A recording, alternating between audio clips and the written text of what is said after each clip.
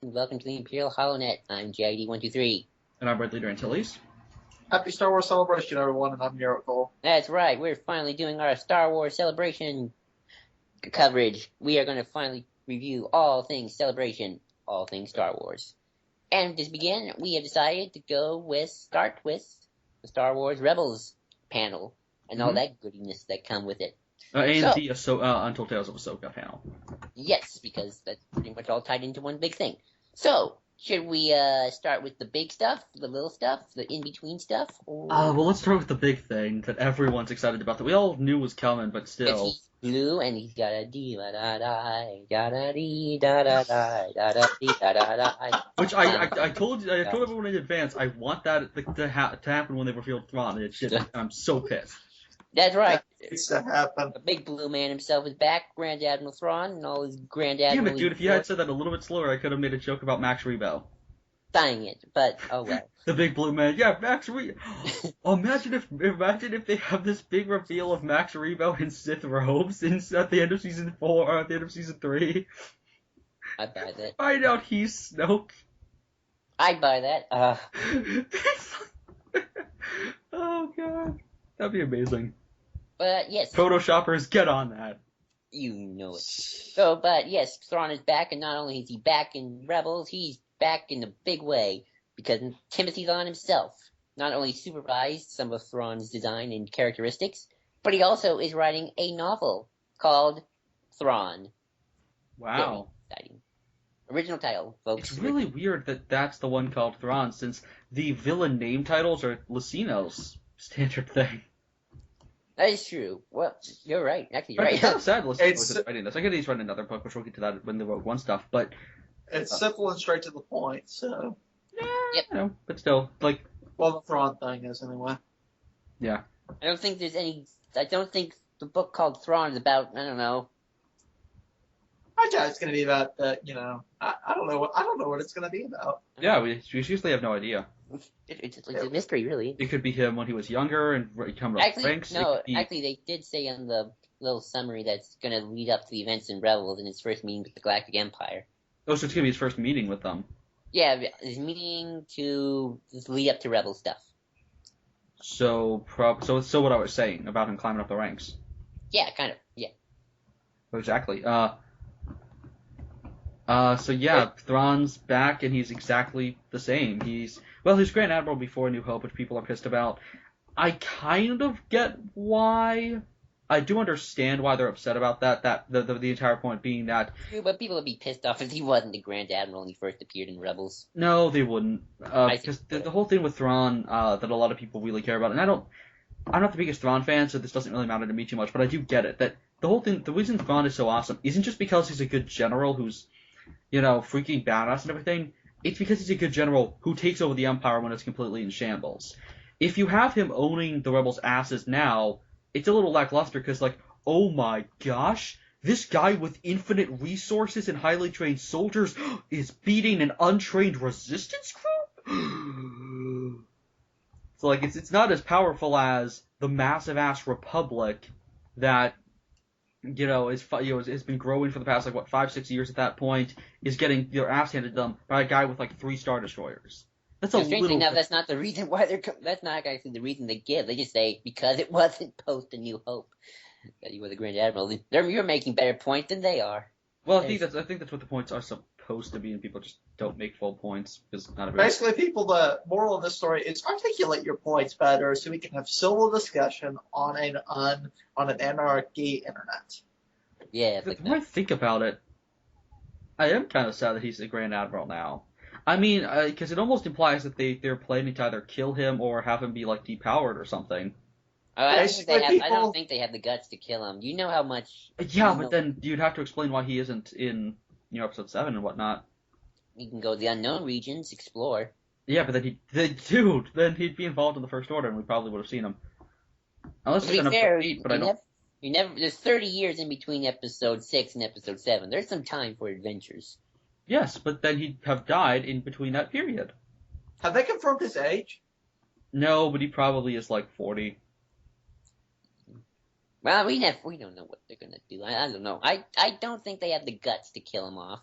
I know, but that makes it weird, because if you're not going to kill him off, why not have him become a Grand Admiral at the end of the season or something? Like, this was my idea, actually, when we were speculating for this, which was Thrawn would be, like, kind of an up-and-comer, and then he'd own the rebels. He wouldn't be able to destroy them, but, like, he'd maybe kill half the crew. My whole idea is I think he'll destroy the Ghost, and possibly even kill, like, maybe Zeb and, like, Sabine or something like that. Maybe Zeb and Hera. Because they're the least important members of the crew, I would argue. Well, I would say so too. If you notice, have you seen the Rebels poster? No. Which one? The new one, the one that came out. Are they not on it? It's Maul on the top, Thrawn on the left-hand side, and Ezra and Sabine. Oh yeah, so I'm guessing more and more either Kanan will die or Ezra and Zeb, or Hera and Zeb are probably the most likely to die.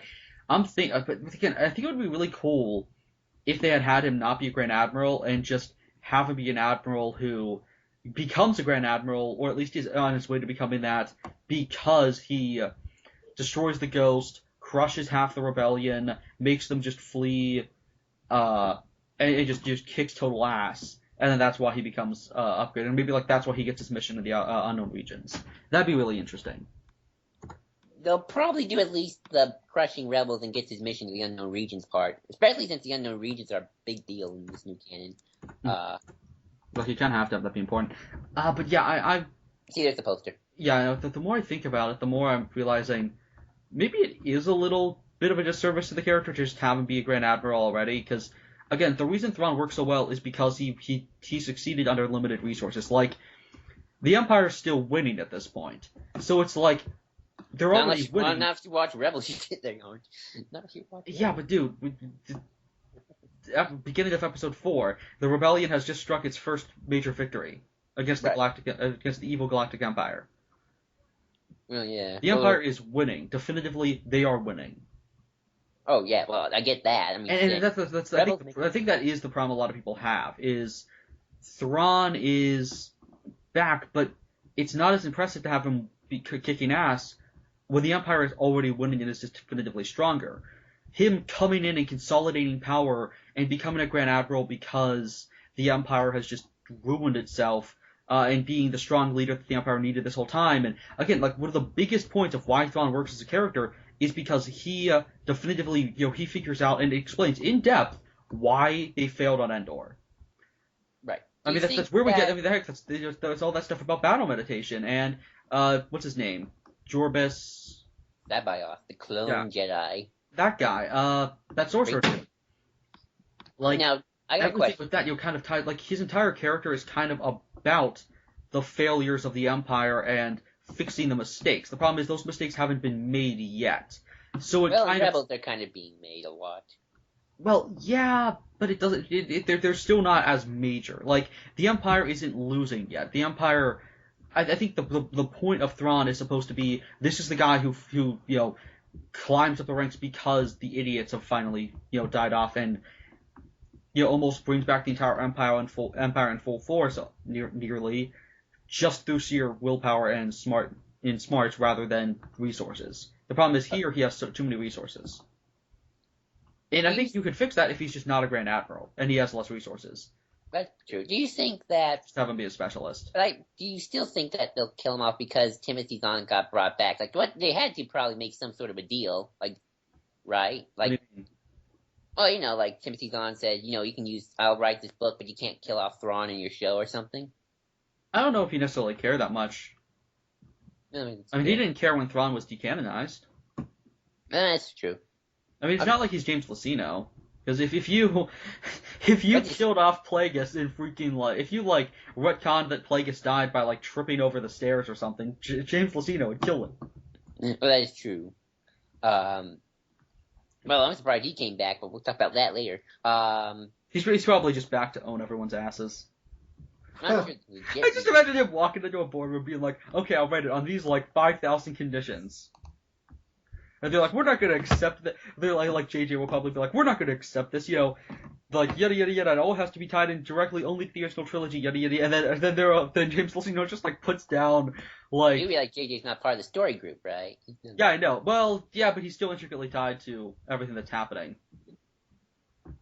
At least directly with the movies. He is the person who mapped out a lot of what's going on with the movies, so he is still part of that, at least in a little bit. Oh. So, like, especially because Jade is the one who's kind of climbing, 6 the original trilogy and only the original trilogy, primarily, and just the movies. And I just imagine Lucino just, like, walks in, and he's still, like, with Zahn, like, flanking him. Do you think... they're Thrawn and Pelion. And then Zahn succumbs to them, but then he's like Pelion, and he's still sticking to his guns, and he's like, okay, I'll join the New Republic. Cause that's what Pelion did. He joined the group he disagreed with in order to further, like, establish his people. Do you think, what do you think, I wonder what those conditions would have been? Probably nobody can touch Plagueis unless I allow them. Probably, who knows, maybe it's like he gets a Dooku book out of it, but we'll talk about that later. Oh, yeah. Oh, yeah. Imagine if it was like a Dooku book. Imagine if like the end of the book is like an excerpt for Dooku. That'd be so cool. Oh yeah. But yeah, it's like Captain America, like Dooku, or that's like Lucino will return in Dooku. Oh yeah, fun.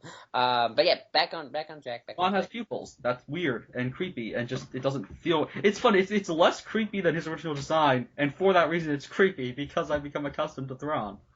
That is true. I guess it was animation style. You could still have weird ass eyes with this animation. I know, but everybody likes to give people pupils nowadays. It's a humanizing effect, I guess. Why do you want to humanize Thrawn? He's supposed to be from the unknown regions. He's supposed to be Chiss. They're supposed to be the outsiders of the entire galaxy, even more than the Vong, arguably. Yeah, but that's what the audience wants. Yeah, but who gives a? The point is to not give the audience what they want with Thrawn. He's somebody who's. Dude, they think they're a corporation, dude. That's what you're supposed to do. What does that even mean, dude? Just because they're so corporations make sure that people have pupils? Is that no? It means that they don't care about creative freedom. They care about making the most money. But how does giving him pupils make them more money? It's like you blame corporations for stuff that has nothing to do with corporations. This is clearly an animation thing. Exactly. This have nothing to do with this. This is solely a choice on the part of the animation department. Exactly, because that's what makes the most money. No, it doesn't. Giving characters pupils does not make them the most money. It humanizes the characters and gets them close. But they didn't humanize half the other characters. No, everybody has pupils. Oh, not Thrawn. Vader's still very inhuman. Well, Vader's got a unique look to him, though. The droids aren't any more humanized. Grievous isn't necessarily more humanized. Dooku is completely inhumanized in TCW. Well, the whole thing with the droids is not entirely true. Well, they still don't have faces and stuff like that. Like, that's the thing. Or they kind of have faces. They're based on Geonosians. But, the Geonosian zombies have no pupils. Like, that's just the era we live in, dude. But that has nothing to do with corporation stuff. That's solely going to be the animation department. The suits don't give a fuck about pupils. I'm pretty sure the suits don't care about that. Animation department, at least, they like the pupils because, Just the animation department. That has nothing to do with the suits. It's like you blame corporations for stuff that's not even their fault. Like, you have a lot of stuff to complain about with corporations, yet you always blame them for stuff that's not even, doesn't make sense. Like, you have a massive list of stuff to complain about, and you complain about them, like, controlling pupils? You never know. You don't know what they're up to, man. They doing stuff to you, man. That's more of a government thing, though. That's true. You have to wear tinfoil hat, or else they'll give you pupils when you don't need them. Exactly. I'm thinking, but yeah, Thrawn with pupils is kind of weird. That has nothing to do with corporation stuff. That makes no sense. This is more of just a design choice. I mean, I bet it probably has to do with the CG model more than anything. Oh, I'm sure it does. I mean, I don't remember any other. I don't know any. And I bet it's probably because they want to make sure you know where he's looking. Yeah, that's the big thing. My only problem is I think that makes Thrawn actually that's one of the reasons I always wanted to see Thrawn in live action, was because you don't know where he's looking. He's more mysterious that way. It's like with Vader, you don't know what he's doing at any given. You don't know where he's looking. Yeah, it's true. I don't know. It makes him more stoic and everything. And again, he's a character who's supposed to be the extreme of what the Jedi are. So I feel like giving him pupils kind of defeats that purpose of the total isolation. He's the Chiss in general are supposed to be kind of that total isolationists. Yeah, but those people writers aren't thinking all that stuff. Yes, they are. Dave Filoni freaking is the absolute best guy to go to for that kind of stuff, other than maybe Lucino. Well, that's true. He did actually said Filoni once said he actually mapped up the entire Mandalorian clan in his house or something on a piece of paper. By that. Just had it somewhere. Okay. I'm sure. So that next thing, do you guys think Pelion will be here? Well, there is a guy next to Thrawn in the trailer. Yep. It could be. I mean, to be fair, in the Thrawn trilogy, they never said what Pelion looked like, and it was 30 years ago, so it's not like it could have gotten yeah, in the younger. Thrawn trilogy, but And in the Thrawn comics as well. They didn't give him a mustache. Oh yeah, no, he does have a mustache in the book. In the book or the comic? Oh my god, I saw somebody do a photoshopped image of Patrick Stewart as Pelion, and it really works. Now I want that. I'm looking at a comic right now. I don't know what comic it is, but Pelion definitely has a mustache. No, that's not the. Let me take a look. See here. Here we go. No, I'm talking about the original Heir of the Empire comic. Yeah, but it doesn't matter what's in the original Heir of the Empire comic. He's had a mustache in like every freaking story since. That's true. I mean, it could be just a young Pelion for all we know, before he started growing that mustache out. But do you really want? I don't know. So somebody made a great point of they're like, I'm glad they're using Thrawn, but I will not accept this new continuity if Pelion doesn't have a mustache. It's like agreed. He needs a mustache. He's not in that picture. He does have a mustache in that, but he looks much younger. It's weird. But yeah, it doesn't really matter. It's just he should have a mustache. He should have a mustache, dude. Mustache. I mean, why would you not give him a mustache? I don't know. I mean, unless you want to say like he was a young Pelion. If I were a young Pelion. Yeah, but isn't it so hilarious if he has a massive mustache, even if he's like a young guy? Oh, that would be funny. Yeah, in the comics, I'm more interested in it's this. weird, but still, who cares? He's had a mustache, like a mustache is kind of a defining aspect of his character. He had a mustache during the Clone Wars. So. Who? Pelion. He had a mustache during the Clone Wars. Pelion wasn't in TCW. No, in the act during the Clone Wars, the event, not the. Oh yeah, he had a mustache, so yeah. And yet he looks like he's still 50. Yeah, because certain people look like that. But the point is, it's just weird to see to take a character who's into it, like is famous for his mustache and take that away. That's true. Like some pictures actually do have him with a mustache. But it's just weird to take away that mustache. So I'm hoping he's still there, especially because I don't think the guy next to Thrawn is Pelion. But just back to, it doesn't matter if that guy is Pelion or not. Do you think Pelion will be in here in some form? Ooh, I don't know. I see him more appearing in the book, but it's possible. I don't. Oh. It is like if they had Pelion, they would have showed him though. Would they have? I mean, this is more for the like. It almost is like this trailer is a little bit more for the benefit of the reveal. Oh yeah. Like Thrawn fans will watch it for that for the fact that Thrawn's in it, but it's also there for just the Rebels fans who don't really know who the hell Pelion is and probably haven't actually read Thrawn. That's true. But yeah, that does not look at all like somebody who would be Pelion. That guy looks way too young and weird. The guy next to Thrawn.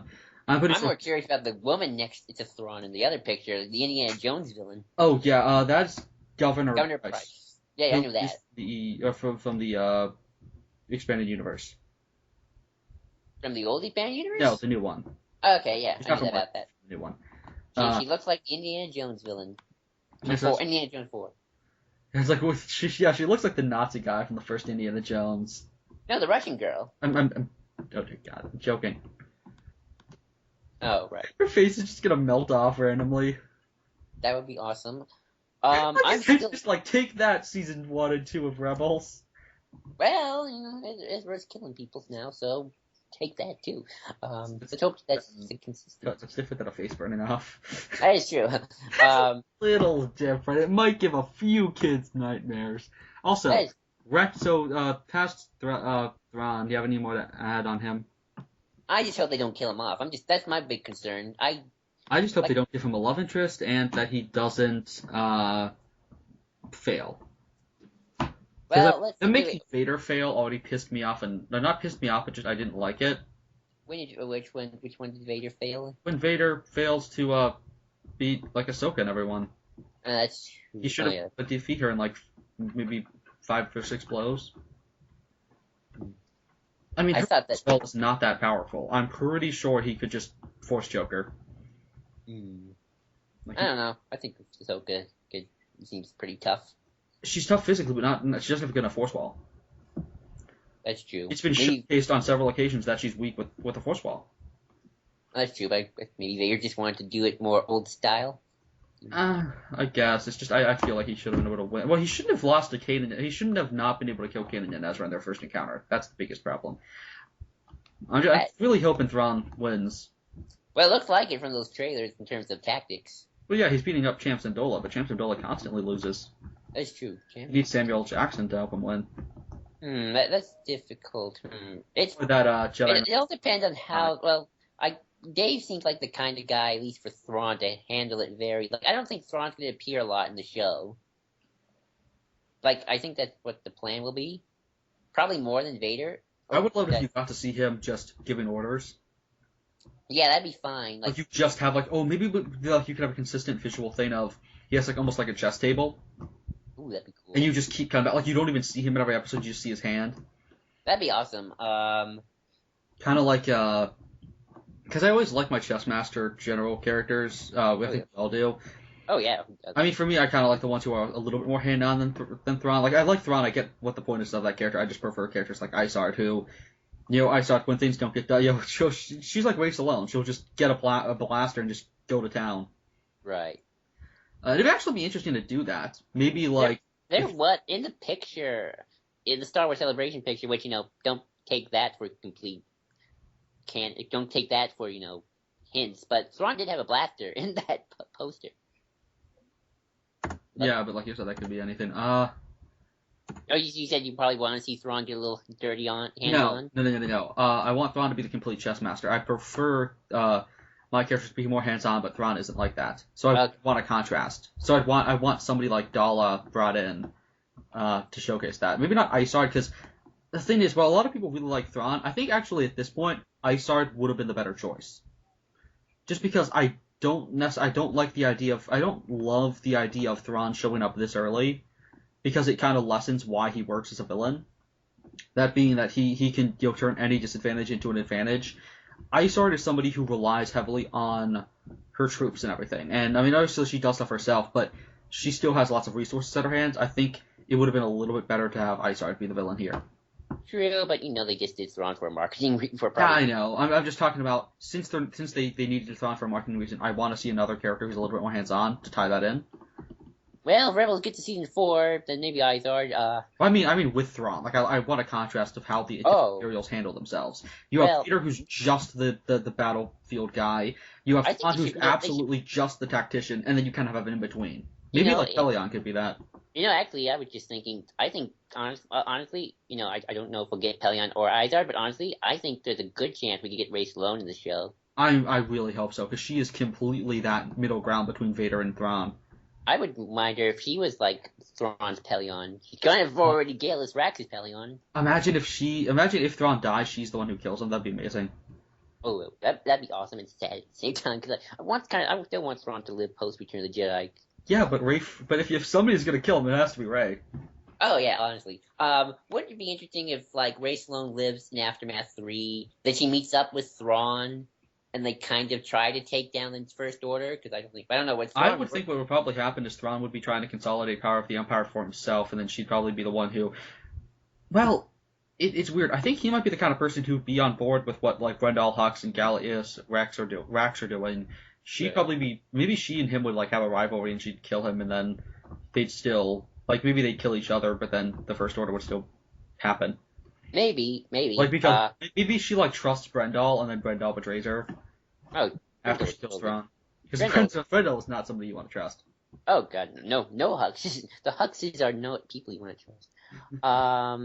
So yeah, I think that's all I want to see for Thrawn. Oh, he uses TIE advances, not TIE advances. Wait, TIE interceptors are there? Yeah. Oh, I forgot. They're early. No, they're late. Let me find them. I found it. But yeah, so that's awesome. So you want to get to your big thing, Red, or? Well, let's talk first about some of the other, more minor reveals that we've seen so far. Okay. Oh yeah, you are right. Those are TIE interceptors. So that means that kind of defeats the whole speculation a lot of people had as to the TIE Striker being the proto TIE interceptor. In fact, I kind of wish TIE Strikers were in the show because I freaking love TIE interceptors. I freaking love the TIE Striker design. They could be. I mean, they could tie into Rogue. I think not. Oh, you know what's totally gonna happen? You know how they're stealing a fleet? They're stealing a small squadron of fighters for a strike force for the Alderanian Rebellion. Right. Rebel Cell. Well, I think it'd be really interesting if that's how they get the U-wings in Rogue One. Because we know that this is the we know that the Rebellion we're seeing. Well, no, they're the Lothal cell. The Alderaan cell is different, I think. But they're part of it now. Are they officially? They're working with Wedge, and they're getting the Y-wings that will be used on the assault on the Death Star. Okay. I'm pretty sure what will happen is they'll probably give Wedge and whoever the heck that guy next to him is, they'll probably give them some TIE fighters, or not TIE fighters. They'll probably give him the Y-wings and X-wings, and then just send them off. That's interesting because we haven't seen X-wings in the show. We've only seen A-wings. B-wings, like 1 or 2 B-wings. B-wings. Did we see Y-wings in the show? No, we haven't. No, we haven't. Well, now we are. Right, we're seeing, like, they have A-wings. They're mostly using our A-wings, a few B-wings, and the Alderanian Tantive 4 class ships. Corellian Corvettes. Corellian Corvette. That's right, Corellian Corvettes and the Ghost and that third thing. That's third ship in the season 2 premiere. Yeah, that was it. So yeah, I can see that. I'm trying to look. Okay, I see it right now. It's just Y-wings. As far as I can tell. So I'm guessing maybe they just steal the Y-wings and give them to them. Well, you know how the cells do share different things. That would be interesting is potentially they could steal the Y-wings and stuff like that. Like, because we know that Home 1 is probably going to be in Rogue One. It's theoretically possible that the U-wings are actually with the Mon Calamari cell.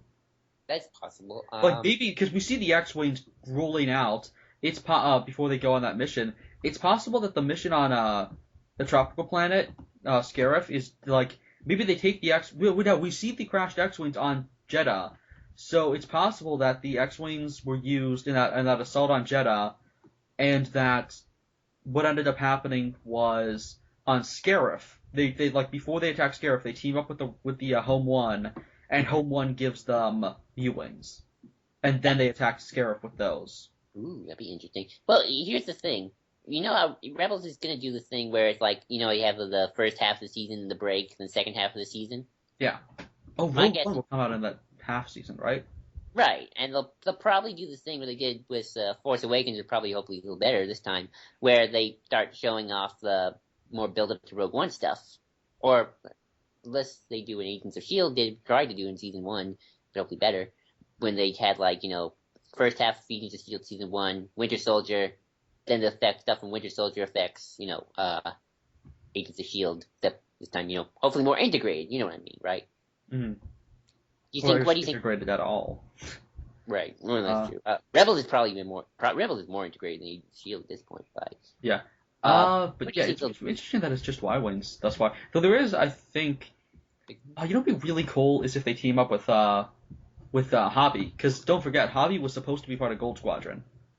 Oh yeah. Because he wasn't able to fight. In fact, remember, because Hobby was best friends with Porkins, and so he personally blames himself for Porkins' death because he should have been there for him in his mind. Wonder if we'll see Porkins. Oh, that would be so cool. Maybe he's part of that TIE. Just imagine a big old honking TIE fighter. That's the only reason I would want that, just to see what a big old honking TIE fighter suit would be like his size. Let's see. Hondo's back. Yay. Yep.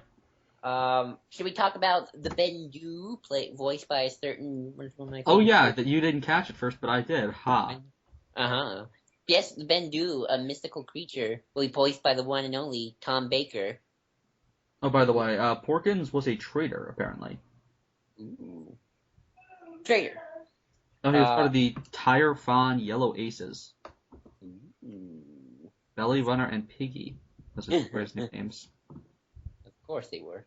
So Tom Baker's voicing some weird mystical thingy. yeah, this like giant ass monster thing that is the like embodiment of the Bendu, which is like the gray. Gray. They're doing a lot of that. Didn't know much about the Bendu. I think I know about the Dai Bendu. I know they're like some monk organization. I mean the Dai Bendu logo is like on Anakin's fighter in episode 3, as far as I can tell. Nice. Like I think that maybe they predate the Jedi, as far as I can tell. Because it's weird. So like, the term Jedi Bendu was an early name that Lucas used, considered using for the Jedi in the 74 rough draft for A New Hope. In that script, the Jedi Bendu were described as the most feared warriors in the galaxy, the personal bodyguards of the Emperor. The name Bendu was later reused in the expanded universe to designate one for religious organizations that gave rise to the Jedi Order. Oh, so they're the order that predates the Jedi. Mm-hmm. Their logo is the logo that you see on, like, their logo is the one that you see show up in a lot of, like on Anakin Starfighter stuff. It's not the Jedi logo. The Jedi logo... Yeah, I know what that looks like. It looks like the old Imperial logo. Well, yeah, probably because it's a mockery of it. So they were... now I get... Okay, this makes a lot more sense. They were one of the many groups. Because you know how there were several groups of, Force worshippers and monks and like priests and scientists and philosophers who headed the Tython all together during the Tho-Yor invasion, or sorry, Tho-Yor landing. Ooh, interesting. Like you know how those giant triangle ships, the Tho-Yor. Yeah, the giant. They were like they were a group that was kind of knights that worshipped the Force, and they were one of the founders of the Jedi Order, like the GE, Order, the ones who fought the Bogan. Right. That's interesting. So they're essentially the founders of the Jedi in some ways. In fact, they were from Ando Prime, which I swear I've heard of before. It's interesting that this is something Rebels is doing, and Force Awakens does a little bit. They've been dealing a lot with in-between groups. Yeah, no, my only thing is, they haven't really dealt... My problem is they're trying to do an in-between before they've actually fully explored what the Sith are. Steve keeps hammering this in, and he's completely right. We have no idea what the Sith even are in this new continuity, really. That's true.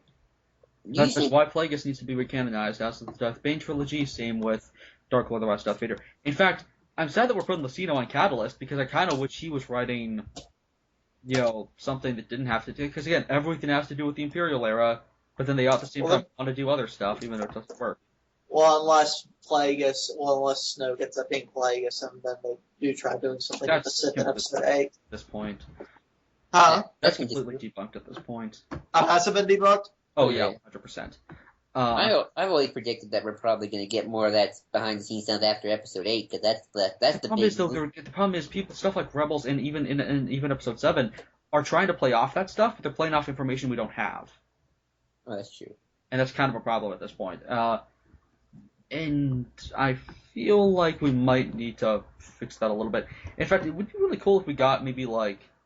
Well, we'll get into this later, but like I really wish Lucino was doing some other stuff. Maybe he will. But well, he came back, so he clearly got something out of it. He's getting something. Yeah, I mean, maybe there's just this this giant-ass excerpt about the Sith. Maybe. Well, Vader might be in the book, so who knows? Yeah. But still, so back to Rebels. Actually, I'm sorry, I wanted to talk about one more thing. I apologize. I forgot to mention this. Does anybody find it kind of weird, though, that Thrawn gets both a book and an appearance on Rebels? Do you think that's like a sign of something? Like, that they really want to use that. Dying and they want to use it up quickly? No, I was thinking more they want to use him more in other mediums. I think it's just a marketing ploy more than anything. Like, they want to use it. I had a weird conspiracy theory that because of the marketing reaction they got, that they might not kill off Thrawn even if they were planning on it. They might do the Olicity thing, Rod. Oh, God. Well, they had no plans to kill off anyone. Oh, yeah. They did the grave. Yeah. Well, they didn't plan on it ahead of time, and then they just like, I guess we should probably do it now. Yeah. Okay. Yeah. Everything to lead back there. But I was saying that they might have wanted to kill off Thrawn, but they might not because of just the reaction, and they could use this character for other things later. If that's gonna half-ass the writing, I don't want that. Might not. Well, it might not, but you know how things are when it comes to reactions. That's true. But yeah, so Okay. best thing that we should all be excited for. What? Freaking Rex in his Phase 2 clone armor. Well, not Phase 2 clone armor, his modified Phase 2 clone armor. That was Phase 3 that had... Oh, wait. I always forget. Sorry. I always think that's Phase 3 for some reason. There isn't a Phase 3 other than technically Stormtroopers if you want to count it. So his armor is actually not full Phase 2. I'm used to saying I think it's Phase 3 because it's in Episode 3. So. Yeah, his armor isn't even Phase 2, funnily enough. It's actually a combination of Phase 1 and 2. Nice. Because he keeps the visor of Phase 1. And bits of Phase 1's helmet, but keeps the respirator of Phase 2 and stuff like that. But fighting battle droids. Well, let's just talk about. So Rex is in his armor. Where the hell did he get his armor from? So he brought it with him, probably. Did he have his helmet in the episodes he appeared in Season 2? I think he did. Okay, that makes a little bit more sense. He had his armor on him in the first appearance, so. Oh, nice. Yeah. But yeah, so he has his helmet back. That's cool. And they're fighting against battle droids on this platform, on this place where they're trying to steal the Y-wings, it seems. So. I thought the Y-wings. I thought there was a different platform that looked more green. Well, theoretically, I don't know. Well, yeah, it's weird because they're talking all about this heist thing. It might be a different place. Though what I'm thinking is, theoretically, this is actually where the Dark Troopers are being made, because it looks kind of similar. It's possible that they actually have the Phase 1 battle droids because they're using them as a basis for the Dark Troopers. Or using that actually makes sense. Like they're studying all the different battle droids and stuff like that in galactic history. Maybe we can get HK. Or like a HK model, like assassin droid. An HK-50 model. That'd be interesting. Ooh, yeah. Or like maybe he has the voice of who's the actor who played HK? I can't remember. But keep talking. Oh yeah. Let's see. Oh yeah, Dark Troopers. That was cool. Yeah, the Dark Troopers are recanonized, which is just awesome. They look kind of skinny though. I always thought Dark Troopers were a little more bulky. No, well, are you thinking of the Dark Troopers who were cybernetic, or are you thinking of the Dark Troopers? Oh, Christopher Tabori. Okay.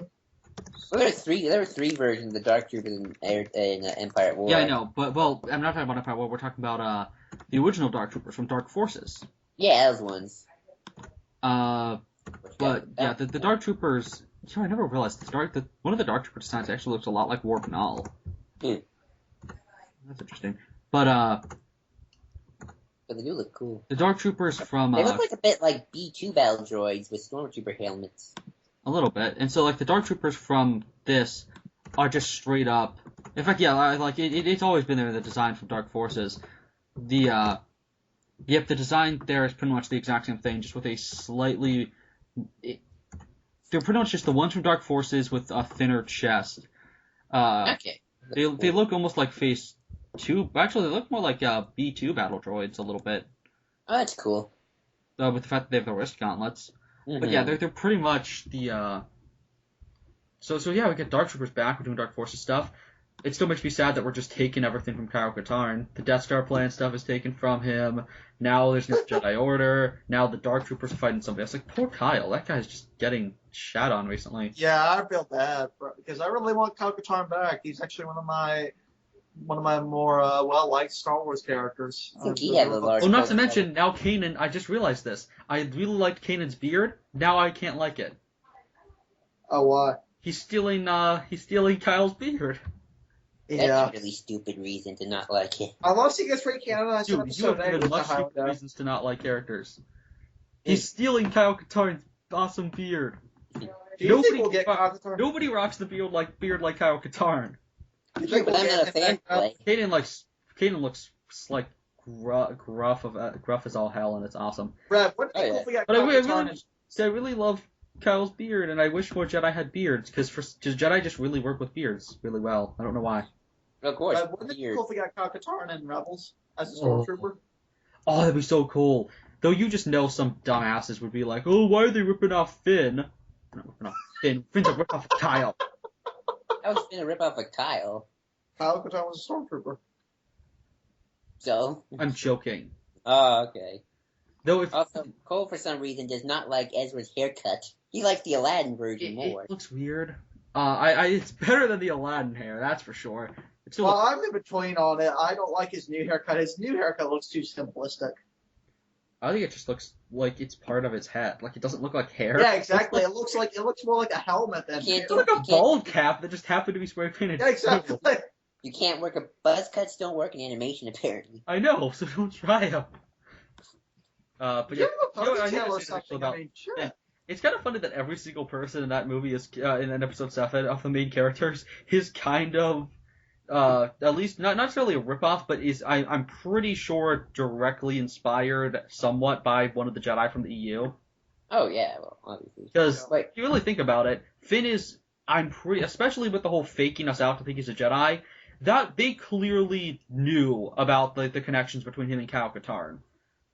They were playing off like they clearly used the fact that we were all used to Kyle Katarn as a way to use him in the trailer to make us all think he'd be a Jedi. Like, we all assumed, oh, he's Black Kyle Katarn. Okay, that makes sense. I didn't think he was Black Kyle Katarn, but I thought he was a Jedi. You've seen a former Stormtrooper become Jedi, therefore we make that connection in our head. Oh, he has a lightsaber. I didn't even know that Kyle Katarn was a Stormtrooper, though. Yeah, but they're not playing off of you. You don't like Kyle Katarn, you don't like that part of the EU.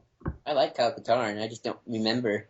I just didn't remember any of that stuff. Yeah, but that's because you're not a diehard fan of the Dark Forces games like a lot of people are. I prefer Jedi Outcast. We should have abused the Jedi. I prefer Jedi Outcast. You get what I'm saying, right? That they were trying to make us all think that Finn was a Force, was a Force sensitive. Yeah, that part. So they were playing off stuff like Kyle Katarn, and a lot of fans, they were trying to kind of get the EU fans in on it a little bit more. So, okay, this character is clearly Finn is at least somewhat inspired by Kyle Katarn. Right down to the whole helping the rebellion, or in this case the resistance, destroy a super weapon that he helped work on, or at least he knew about. Every character is inspired nowadays by the old characters. Exactly. Race play. Well, no. Let me say. So, like, he's the new Kyle Katarn, and that's clearly they clearly know about that. I'm pretty certain that they had that in mind when they created Finn a little bit.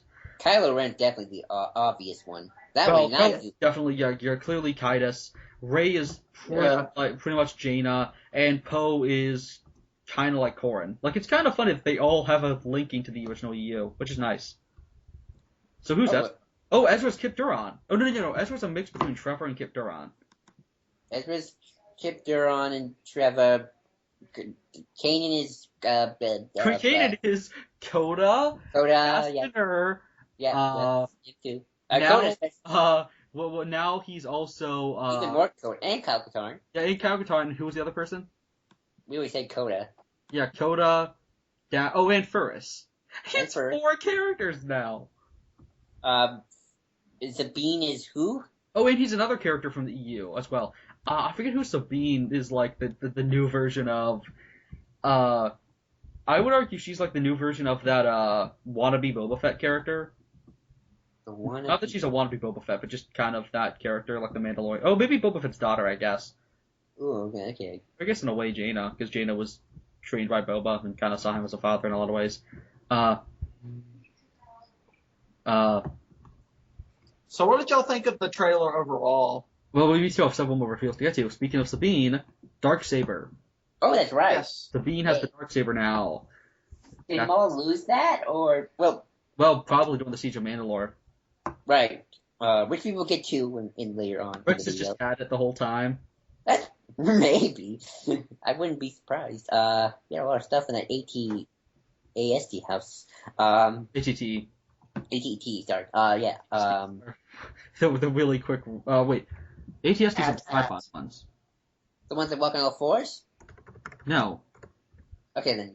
ATSTs had. ATSTs are the two light ones. They're the you're right. ones. Yeah, you're right. I was thinking the ART. So cool. There was some Mando stuff. So the Mandalorians. There's Mandalorian like raiders. Oh, also there's a really brief shot that I noticed. They're flying a reused version of the fighter from whatchamacallit, or from these shuttles from TCW, the droid shuttles that Grievous uses in Episode 3. Oh, that's right. Yeah, I saw that using the droid shuttle. Also, what's the planet they're flying to that looks completely wrecked? I have no idea.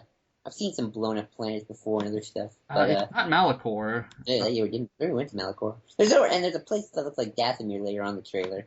Hold on for a second. I need to get an encyclopedia. But which one could it be? Is it at the Mandalorian planet, you think? Like, I don't know any planets that were blown up that involve Mandalore. I know Malachor is halfway blown up. I'm trying to find. It looks a little bit like. Maybe I'm wrong, but it looks a little bit like one of the deep core planets. Volter. Just a little bit, but just from afar. It doesn't really. That was just where my mind went. I wish I had my Essential Guide to Warfare, but it's in another room. I could probably grab it later if we need that. In fact, I should probably have that on me at all times. It kind of looks like Telos. Not Telos, just like the Telos. But yeah, I don't know. It's weird always to have a planet that's like ripped in half like that. Oh yeah, that's always looks weird. How did that happen? Let's see. Oh shoot! Cool. Give us an in-depth scientific analysis as to how that happens. As to how what happens? How a planet can be like ripped in half like that. Like you're the one who's a KOTOR 2 fan. Explain it. Explain. Well, it depends. They could always go the route that it was a engineered machine on the planet, kind of like the mass shadow generator. Oh, it'd be really cool. Instead of using constant super weapons, they could use other weapons that the Empire built.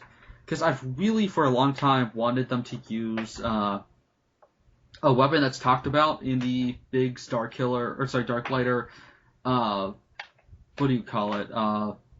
Storyline in the Empire book, which is that this thing that's rumored. It might have actually been used in some stories, and I'm just forgetting. But this this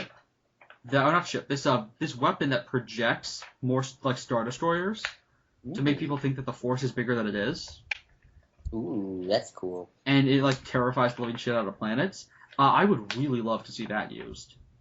Thrawn used a similar. No, that was different tactical. That was cloaking devices. Ooh, they burn back cloaking devices. I would just absolutely love to see something like that. Which, yeah, I got to the Thrawn page. They might, Never. Oh, let's see. Ooh, Scout Troopers. There were some Scout Troopers. I don't think we saw Scout Troopers in Rebels yet. Possibly not. Have we not seen Scout Troopers yet? I don't think so. I just haven't used them yet. Let's see some Y-Wings. AT-ATs. Weird mystical spirit things. Oh, are we just looking over our stuff now? Yeah, we've kind of stopped talking. Sorry, itself. We keep going off topic. We can really excited that Thrawn's back. The holocrons. The holocron. Well, the holocrons are combined. So I'm getting to. So that's weird. It seems like they're trying to create something. Maybe that's where the Bendu happens, or maybe it's that they go to the Bendu because of that. It's kind of annoying that we keep doing like all these, everyone joins up at a Sith temple things. How many times has that happened? Let's see. That was last season's finale. I hope that's not this season's finale as well. No, they were in Maul's lair when they did that. Did what? Combined the holocrons together. Wait, Maul has a lair? Like a definitive lair? Yeah, they even had a clip. Oh, yeah, you didn't see that, Rod? No, not yet. That's good. It's like some sort of space station ring thingy. It looks like a mini ring. Ezra's holding a helmet at one point. Is that just one of the many helmets he has, or is that a new one? Wait, where? Which 259. I don't recognize that mask. Okay, hang on. It might be a pilot. No, that's 259. That's Kanan. That's definitely not Kanan. Oh, I'm sorry. I can't see any helmet. Oh, there we go. Yeah. Oh, yeah. That's an old one. That's where he kept the holocron in. Oh, nice. He's just hiding in the helmet. Oh, so it seems like Ezra's going to get nearly killed at one point. Ezra's killing.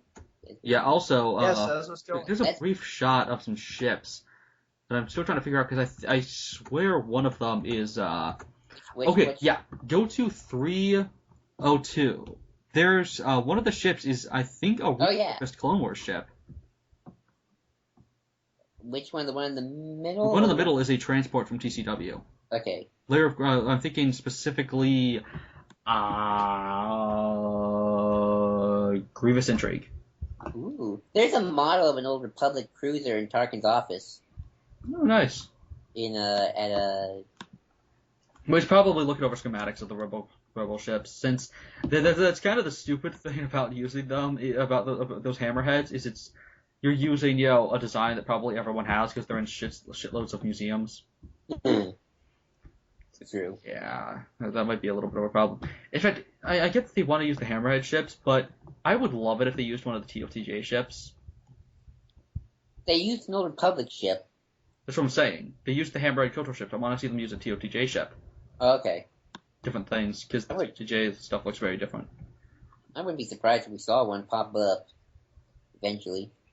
Yeah, sadly, TOTJ is the Bendu are kind of involved in that, but there's been a severe lack of TOTJ stuff in the new continuity. Like, I have a sad outlook that they might never bring Ulik back or Exar. Probably. I know they'll probably bring back Revan, though. But that's not the same thing. I'm talking about TOTJ. That's not the same thing. That's true. Wouldn't it be funny if the way they brought back the TOTJ stuff was bringing back Revan, recanonizing Kotor 1, and the only reason any of that stuff exists is because some XR Coon stuff is talked about with Jolie Bendo? I guess, though. That would be kind of... Would that technically count as recanonized? Since I don't think they'd be recanonizing the entirety of KOTOR. They probably... Yeah. If I was them, what I would do is I would just straight up... I know we're getting really off topic, but I would tie into the Bendu... Well, that's why I want to call this Rebels and Recanonizations. Yeah, I would call it, Bendu... I would have the Bendu, talk about them. Talk about Ulik and Exar and everyone, and Nami, and Vodosia's boss, and Odaner, and Uru, and all those people who are just awesome. And Master, what's his name? The giant dog dude. Giant dog dude. Thrawn, yeah. I absolutely love those characters, because TOTJ is just so fun and exciting.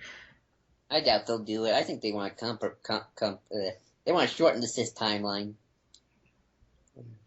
But they're doing ancient Sith stuff, which takes place... Yeah, but ancient doesn't have to be 200,000. It could just be 1,000. But it's clearly not 1,000. No, that's true. All the stuff with Ruin is still canon. That there was a new Sith Empire, but we still know that the Sith predate that.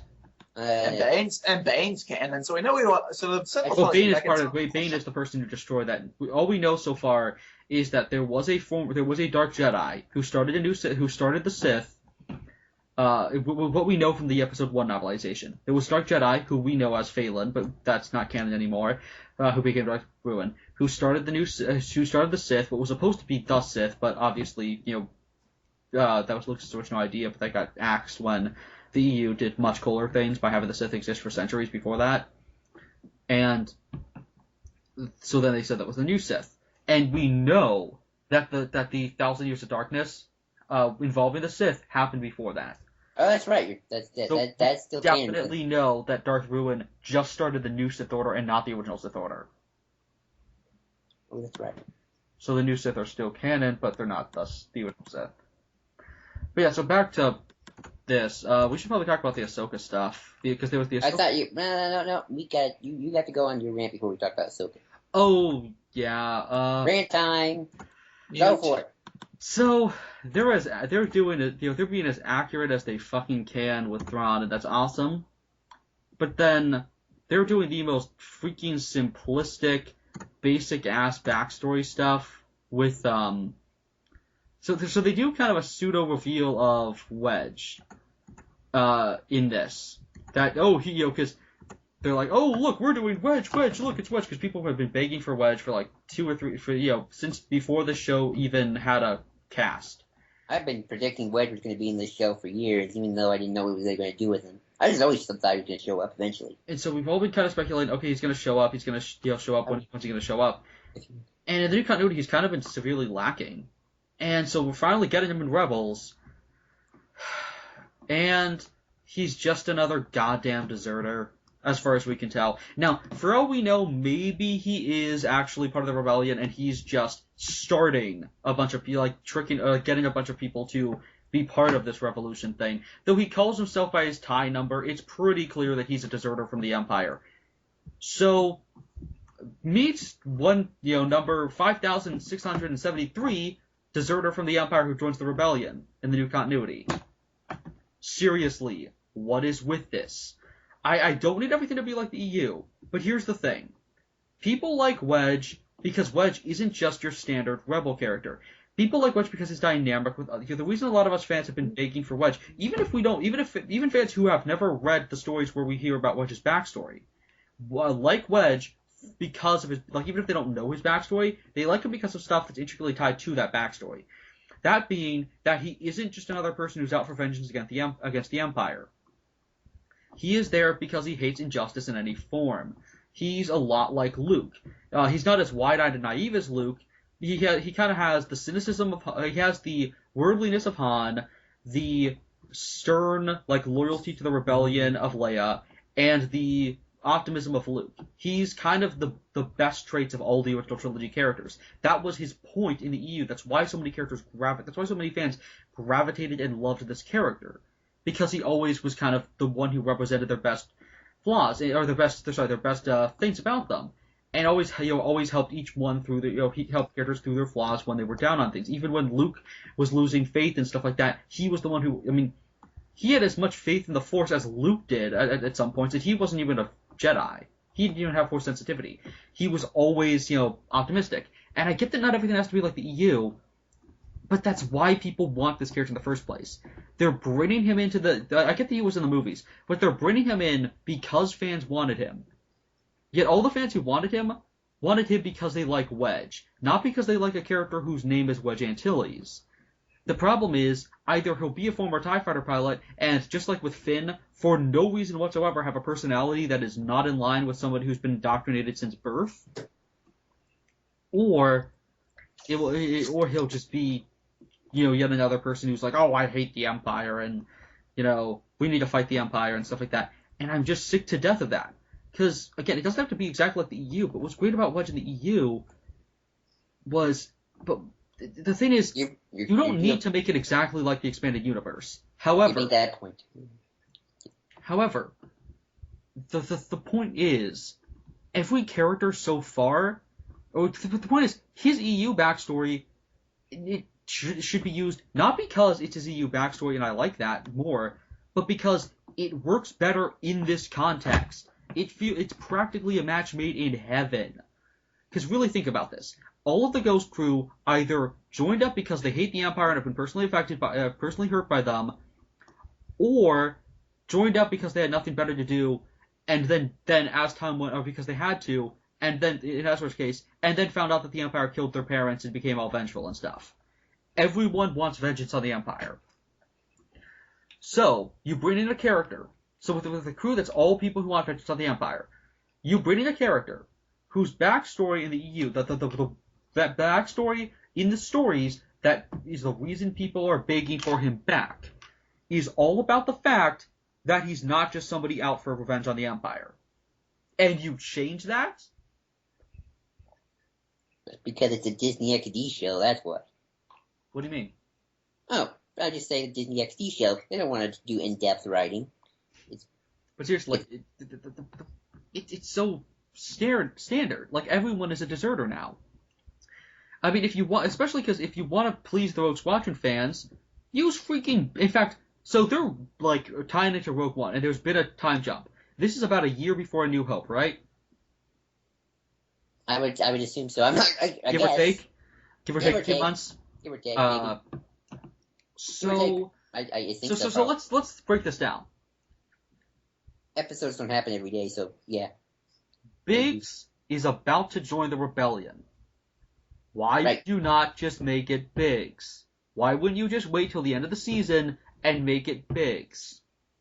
Because Wedge is more marketable, I guess. That's the problem. They're using Wedge because he's marketable, but they could use him because he's marketable, because of the name recognition, and still make it better for the context of the story. They're using Thrawn. Well, I guess even with Thrawn, they're kind of tweaking stuff to make him to use them before they necessarily need to. I mean, what sucks is if you kept the show going post A New Hope, you could have just used Tycho. Like, in fact, again, it's an integral, if you want to please the Rogue Squadron fans, you have to remember, an integral part of the Rogue Squadron, like every single, if you want to use a Rogue Squadron character to get the Rogue Squadron fans, and you need a character who's a deserter, you have like 50 freaking deserters to choose from.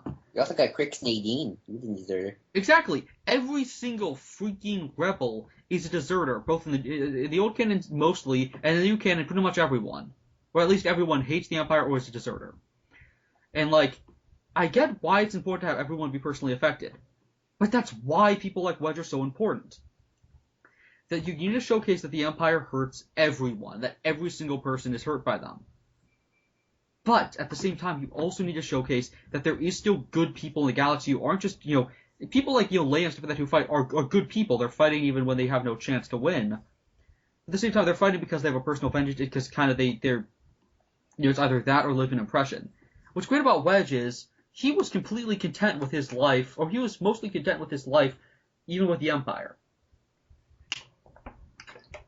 Excited to get a drink of water.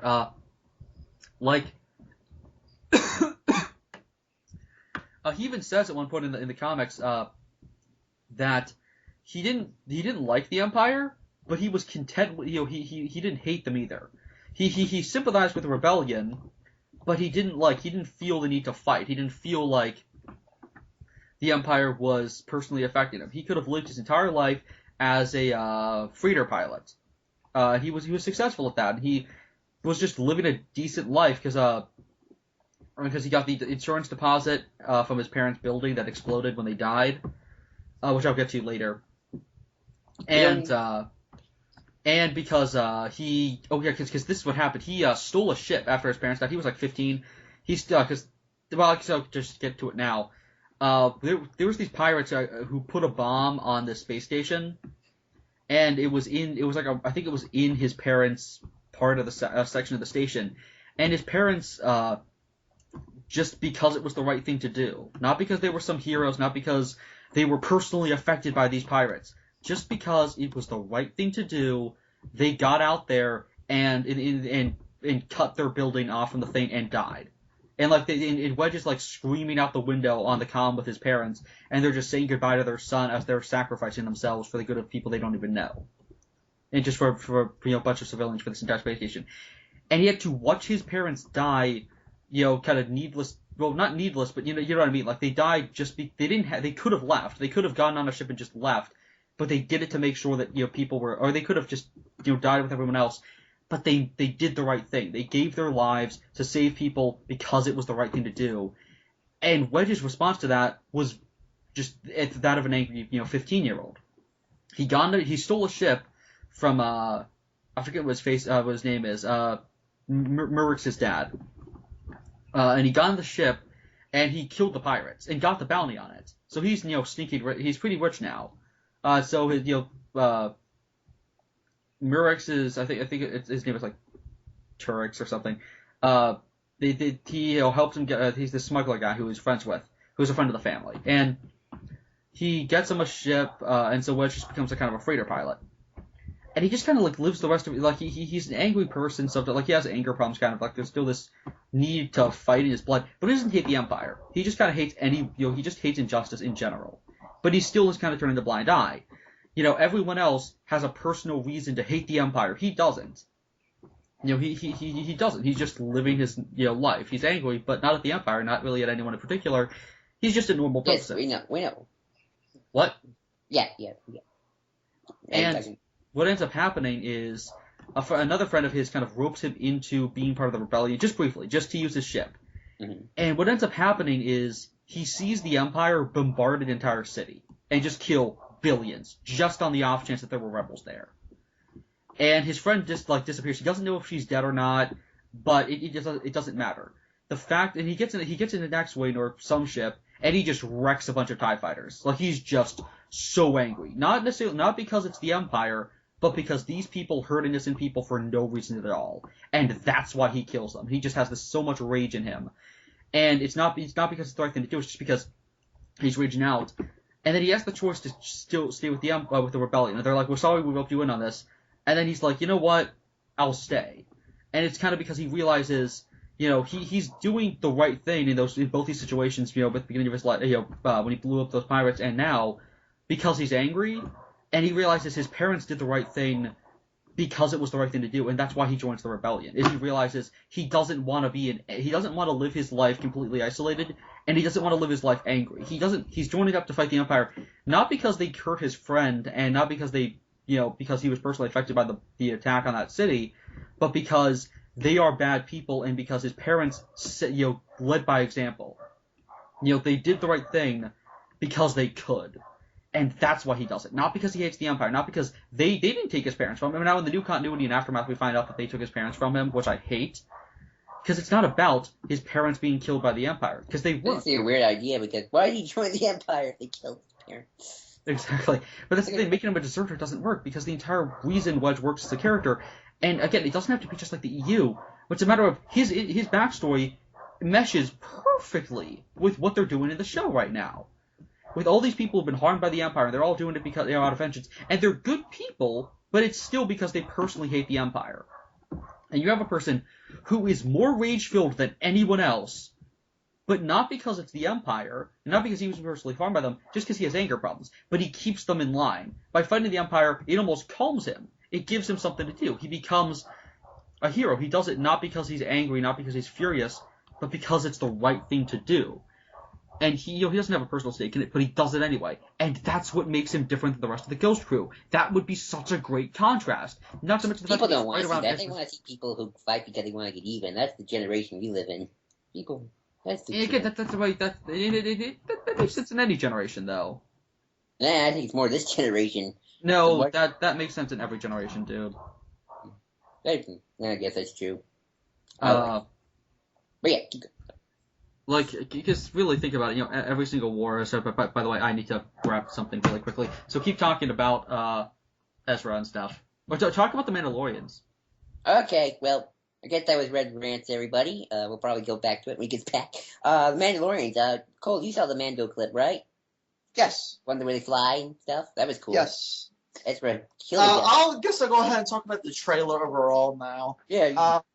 The trailer overall, I like the tone they're going for. The one thing I always said about Rebels, it always had a very odd tone for the show, and I had a very optimistic feel for it, but it still felt like a kid's show, which it didn't feel mature enough for the material it was handling, and that's what kind of turned me off to it. This looks like a change in the right direction. What do you think, Joel? Oh, definitely. I actually did like season 1 quite a bit. Season 1 had a weird fluctuating. Like, some episodes were very kiddie, but others were, like, really dark. Yeah, that's what turned me off. In season 1, there were, like, the first episode with the Inquisitor was pretty mature. Yeah. The final 3 episodes with Tarkin were pretty good. Season 2 was weak. Season 2 has the Kingdom Hearts problem of all the drama's compounded into, like, 2 areas, 2 sections. The premiere and the finale. Like, everything else is filler. So the flow was, like, way off there. I'm hoping that this trailer isn't just the premiere, although I heard Ben 2 might appear in the premiere from what I read from the review.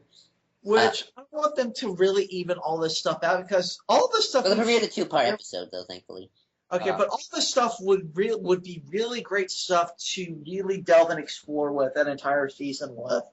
I don't know. I think they're getting 22 episodes worth of episodes again.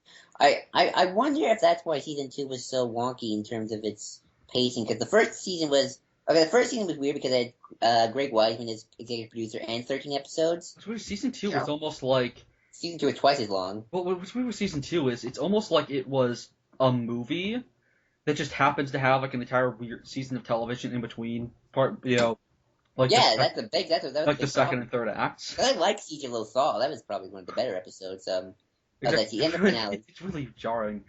I mean, you seriously could just edit the first and second parts together and you wouldn't notice any difference. No, you're right. Yeah. Actually, the premiere and the finale are pretty much like the only episodes worth your time, and maybe like that one episode in the middle with Ahsoka. In that episode, the loyal ones, or like the honest ones, the honorable ones. The honorable ones is really good. Do y'all think that it would be cool that you could mesh season 1 together and season 2 together and get a much better season? If you take the important plot episodes, yeah, you'd get a really good. I think this show needs to be archy like Clone Wars. That's what I was hoping. No, oh yeah, that's the one. Oh, that was the honorable one. That's right. Yeah, like you take the first for season 2. I would take Siege of Lothal, the 2-part with the clones, that middle episode with Ahsoka, and then the finale. That's kind of like your important episodes. I'm hoping that season 3 is more archy. I do like the tone of the trailer though. Overall, I think the trailer, with the exception of But the tone of the trailer for season 2 was all like epic and slow build, and well, I guess slow build is definitely accurate for that season. That is true. It's not really a build; it's more like slow, and it's all of a sudden a spike. That is true. At least with the clip they're showing Ezra killing, so maybe that's a sign. Yeah, I'd like, because I'll get into that. Like, Ezra killing, well, not just Ezra killing, but everyone's killing. Because one of my problems with the earlier seasons was, and I guess this next show, but the issue is I never feel threatened by the stormtroopers, and I've brought this up since the pilot. I never feel scared for the characters. It's funny because Steve actually really liked that pilot. I don't get it. Like, I never feel worried for these characters because they always, like you'll have, 15 stormtroopers running out at the rebels, and Zeb will just beat them up with his bare hands. And then the stormtroopers forget to shoot. Or, they won't even deflect blaster bolts at the stormtroopers. They'll, cut their guns away and then hit them in the face. There's, I don't think there's, barely any on-screen deaths in the entire first 2 seasons. And trying to remember. There might actually not be a single on-screen, because even when they shoot stormtroopers, they make a conscious point to show them start to twitch, to imply that they're still alive. Did they do that? They didn't do that in the clip, though, right? The first clip. Pretty sure not, especially because Ezra cuts one's head. Ooh. You don't see it cut the head off, but he definitely slices at one's face. I don't think that guy's making it out. Yeah, I don't think that guy is dead. I mean, they do something there's another clip in the doc there. They're flying and they're flying Ezra's on a Mando on back with a jetpack. Oh yeah, he cuts the jetpack off. Jetpack explodes and the Mando hits the rock and he just goes down. They don't show anything, but he hits the rock and goes down, so he's clearly dead.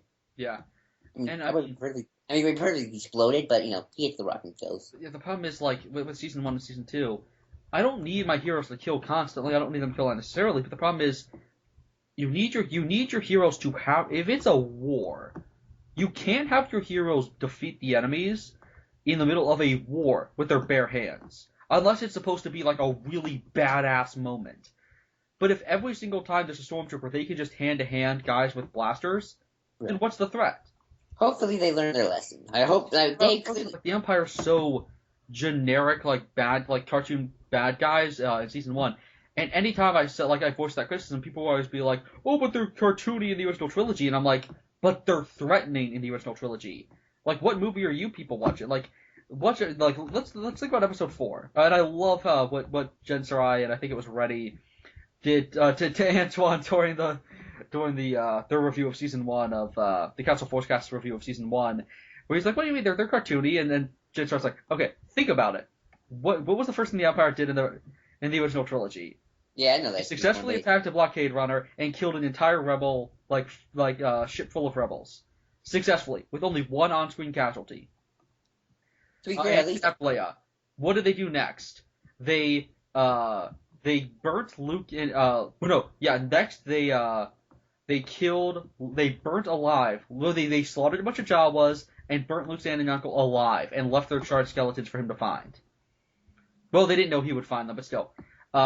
Then they blow up an entire planet. Then they do get slaughtered, then they do fail epically to catch the rebels. But then their pilots destroy 2 squadrons of fighters, only leaving 2 X-wings and a Y-wing left. How the hell are they unsuccessful in the original trilogy? They're kick-ass. Hopefully they'll do that in this season too. Because it looks like the first episode will be Thrawn takes over. He destroys a good chunk of rebel attacks. You saw the TIE fighters attacking that squadron with rebels led by Cham. Even though Cham's a failure, but still. Yeah, and it's just. And they are killing. So I don't think the stormtroopers are gonna have. You could see rebels die in the first seasons. I don't like unnecessary slaughter, but that's not unnecessary. It's a war. You're supposed to showcase that. Look at how. It's funny though. They actually love the opening of Christophsis in the Clone Wars movie. the first thing you see is a bunch of clone troopers, and one of them's like, "Come on, let's go," and he just gets shot in the head, and his helmet comes flying down. You see how violent that war is. You know what's strange though? They do kill off like faithless pilots. Like they do show the pilots dying. Oh yeah, that's weird though. It's always though from a distance. Like it's fine. No, they show the inside of the pilot, like the screen. Oh no, they show them screaming. But again, with pilots, you always do that. The problem is, it's only when they're in space, and even then, Hera always survives because his plot shield or not plot shield, main character shield. Plot armor. Right, plot shield. Plot armor. Plot armor. You're right. I think they'll kill off Kanan and. Well, we do see them, Kanan and Hera, and Zeb and.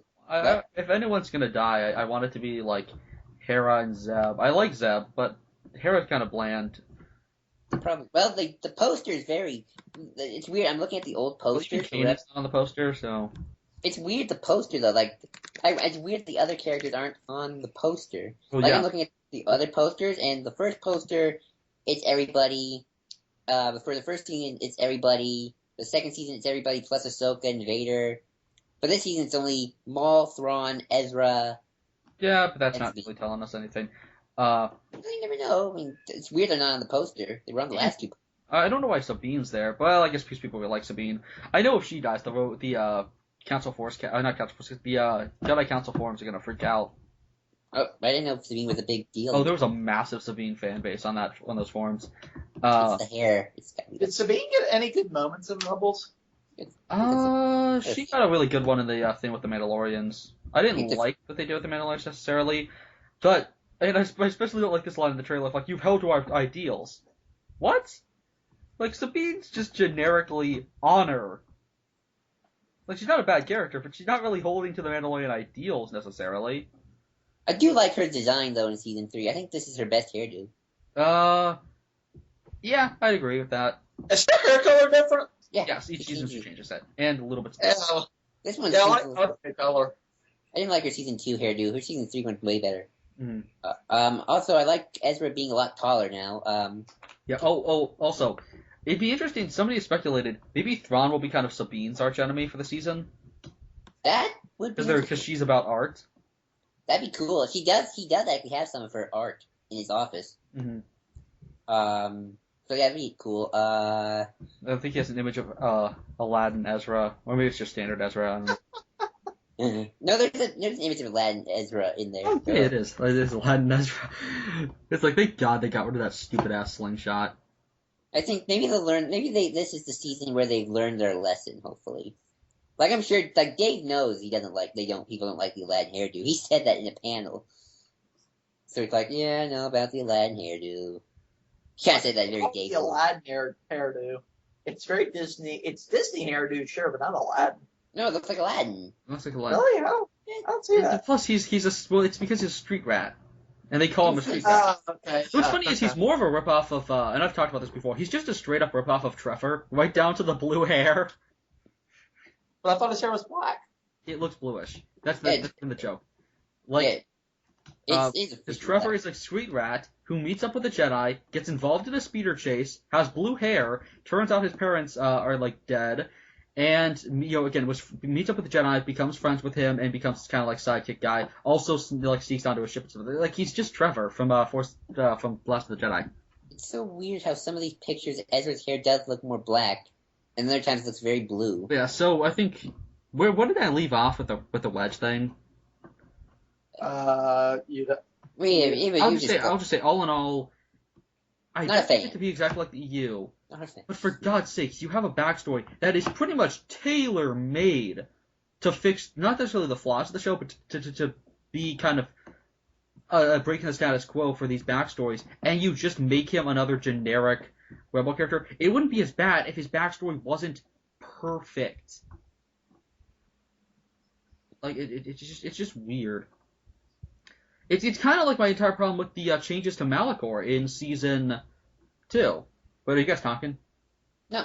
Okay. No. I just wondered. I just saw the voice, the names in the corner. Sorry. No, it's okay. It's just the computer does weird things. But like, it's like my problem with Malachor in Season 2. It's not the fact that it's changed from being the Mandalorian Wars to just being generic Sith battle versus Jedi number 523. It's the fact that the original conflict of Malachor and the destruction of Malachor and everything is a perfect parallel to what Ezra is emotionally going through.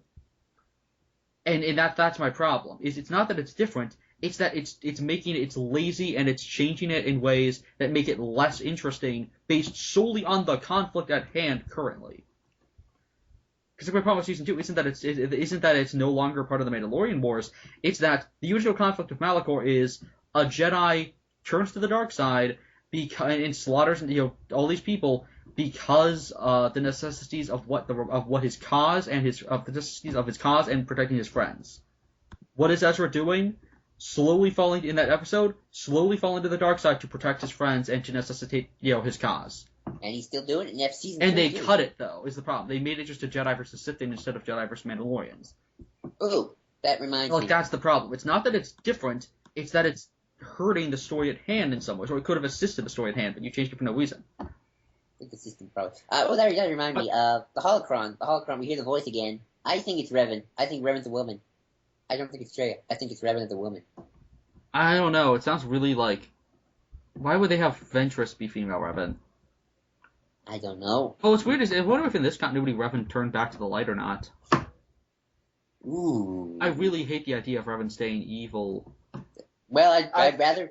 Well, to be fair... Bane did talk to a Darth Revan holocron back. I know, that's what I'm worried about. To be fair, Revan as a character is very mismatched, whatever people think about him. There's a sect of people that view him in a certain light, and then there's another sect of people who view him in another light. So Revan as a whole is very hard to do without pissing some people off. That's why I wish they just went with the BioWare version, because most fans who would get pissed off have become adept to that. Yes. That's why I feel like it's an unnecessary change. Regardless of whether you like the BioWare version or not, that's probably the best version to go with. Yeah, they probably are just sticking with the KOTOR 1 version, which is the BioWare version. Yes, that is the BioWare version. But yeah, so let's talk about Ahsoka briefly. Oh, that's right. We're almost 2 hours. Ahsoka, the cover for E.K. Johnson's Ahsoka novel looks and apparently awesome as all hell. And according to Pablo, with some of those stories they mentioned in the panel will be mentioned, not delved into. Love this, that it's not even those stories. Like it seems like it's not even going to be Siege of Mandalore, because if you look in the background, there's an A-wing. Well, I knew that. I mean, those stories will be mentioned. I didn't say they. I know. What I'm saying is it won't even be tied directly into that stuff, and that's awesome. That it's a completely new story. That's awesome. Yeah. That it's E.K. Johnson's baby, essentially. Yes. Well, with Dave's help. Well, no, it's Dave's character, but it's E.K. Johnson's story completely. She's not using their stories. Okay, that's good. And again, there's an A-wing and an X-wing in the background, so yay.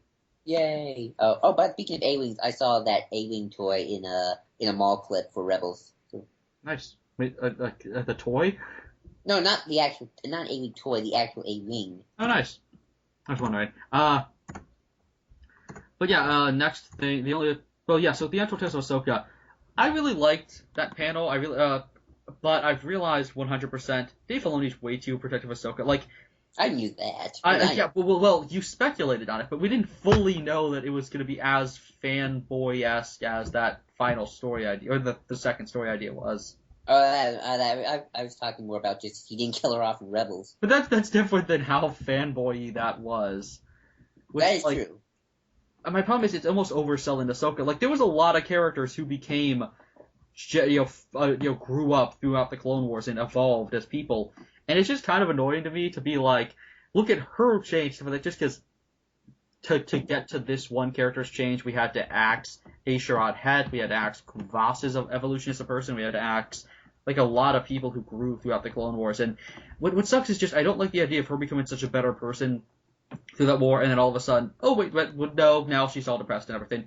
When, now before the Clone Wars was, by the end of the war, everyone came into their own in the worst way possible. Like, it brought out the worst in them. Like, everyone was a broken, person by the end. I guess we're glad that technically those aren't canon, but, like, they are and they aren't. Yeah, because, like, don't you absolutely love how, like, by the end of the Clone Wars, everyone has become a full Jedi Knight, but they're kind of broken? Yeah. Asherod has become a good master, a full master, and he's grown, but he's still kind of shattered as a person, and he feels betrayed, and Voss feels betrayed, and everything they fought for. A lot of them have kind of they've lost everything, and not just because of Order 66, but even before that, they've kind of lost a lot of. Season 5, if you count that as Ahsoka, then she got betrayed big time. Exactly, and I just don't like the idea of how fanboy and there's a bunch of there's a battalion of the 501st that's got orange armor, and I don't feel like they would waste and they would let Anakin use an entire battalion just because of his Padawan, or just because of his former Padawan. The only thing I did like about the Siege of Mandalore was the fact that it was tying into Episode 3. I like that. That was the only thing. My only thing is, again, I don't like. I'm glad that it's just a battalion of troops. Because if it was the entirety of Torrent Company, that would kind of ruin one of the most awesome things ever, which is the idea that a lot of the clones who you saw throughout Clone Wars are in that army of troops marching up the temple steps. Right. But again, it's kind of jarring. I don't feel like it meshes with Episode 3 from what we hear about it. No. Tonally. But that's not canon. I know, that's good. Thank God. I feel like that's one thing I will say about the later seasons of Clone Wars. While they're good, they don't have the tone of Episode 3, and that's my favorite Star Wars tone. It's why I will always say that I do prefer the Dark Horse. The second half of the Dark Horse stuff is, in my opinion, better than the Season 6 and arguably even Season 5 of Clone Wars. In fact, no, just straight up, I'd say I do prefer the Dark Horse stuff. It does edge it out.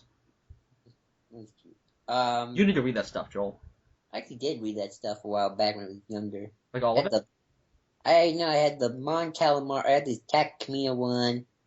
That's awesome. Yeah, so buy that stuff eventually. Let's see. I wish we saw the one with the Sith Temple under the Jedi Temple, though. That would be cool. Oh, that was gonna be so cool. Yeah, I like the fact that Ahsoka was gonna be an actual character throughout season 7. Though honestly, I think that the arc I'm still most sad was taken away was Utapau, because I think that's still the best. Oh yeah, that one. I forgot about that one. That scene when they're talking and they talk about what if I was a disappointment, and Obi-Wan's like, you aren't though, and it's like, no. I mean, to be fair, you never know. It's not as sad as may the Force be with you, old friend. May the Force be with you too. It's like, oh, stop it, George, damn it. But yeah, so Ahsoka pop figure. Oh yeah. Which hyped by. I don't know. The problem is I saw a bunch of the pop figures for Episode 7 that are coming out soon, and they look amazing as well.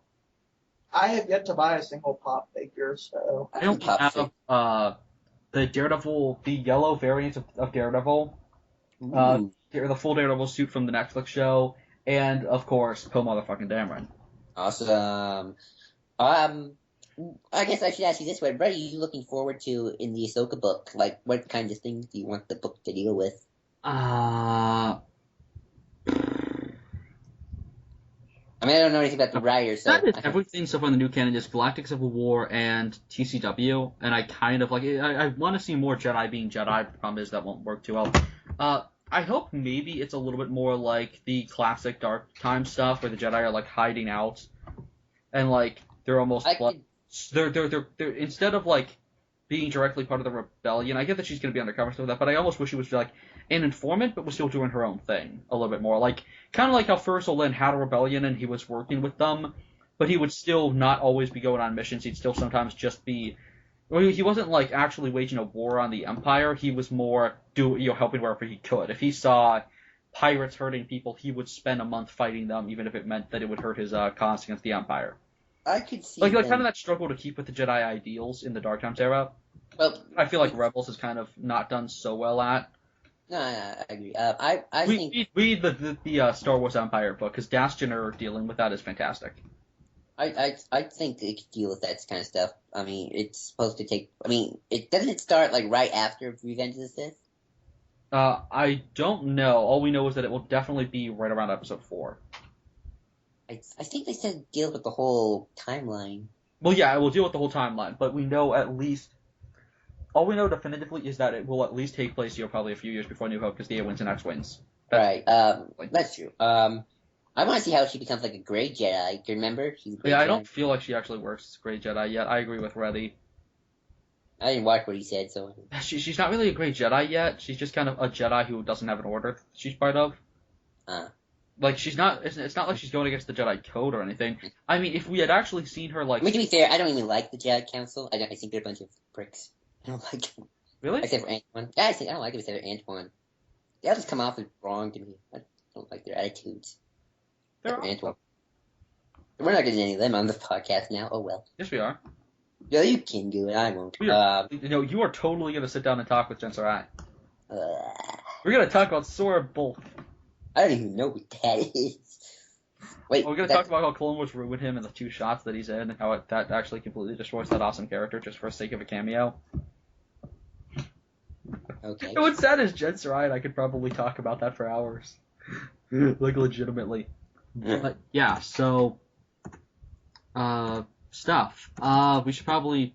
Well, what more news do we have? Because we're like 2 hours in. What more? Well, we got another big news video coming up. Yeah, I know. I'm talking just about Clone Wars and Rebels. Or that's Rebels and Ahsoka.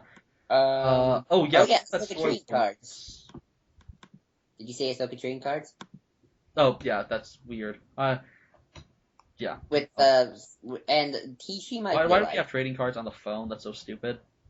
I agree with who was it, Pablo or Dave, who was like... Dave said that. Yeah, it's like, aren't you supposed to trade, like, have the cards, not trade them online?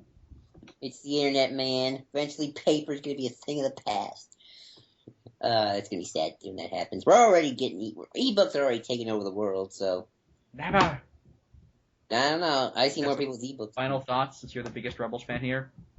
I'm excited because I get to see Thrawn in action live in animation, so I'm gonna be happy. Dude, it's cool because he's the biggest Rebels fan here. Yes, I'm totally the biggest Rebels fan here. Oh, I thought you said my name. You ruined the joke. Dang it! Now I know how cool it feels. Well, our names sound so similar when you say it really fast. 2 names. Yeah. Well, technically, all 3 letters in my name are in Joel's name. Yeah. And the C just needs to be bended, and Ben just needs to bend in a different direction. We can make it Yeah, so, thoughts on Rebels? Oh, I said my thing already. Yeah, I know. So, Cole? Cole. Looking forward to it, like the tone we got. Are you gonna, you want to review it with us, me and Red? I will give it an episode or 2, and if it does not grab me, we'll see. When's Rebels gonna begin? They don't say, just the fall. I don't even know how many episodes it's going to be, if we're honest. But yeah, so, I think the most poignant thing for my views so far in this are, I'm excited, however, my Facebook image is kind of proof of my full opinion on this. That being an image of Wedge Antilles with Legends Never Die as the banner. Right, but I don't give a crap about Legends anymore, Phil. Yeah, but I just gave an in-depth explanation as to why they should have went with the Legends backstory for Wedge. And that just, that's the thing, they always do like these, I'm always excited for Rebels, and they do these little things that just bug the hell out of me. Good thing I don't care. I'm not talking about your opinion, I'm talking about my opinion. That's true. Oh, strangely, no, actually, no, you're right. Yeah, like they do these just little weird things that are just unnecessary that bug the hell out of me. I don't know. Who knows what? That's why I can't fully get into that show. But I'm excited. I'm excited for Thrawn. I'll watch the Wedge episode and rip it to shreds as best as possible.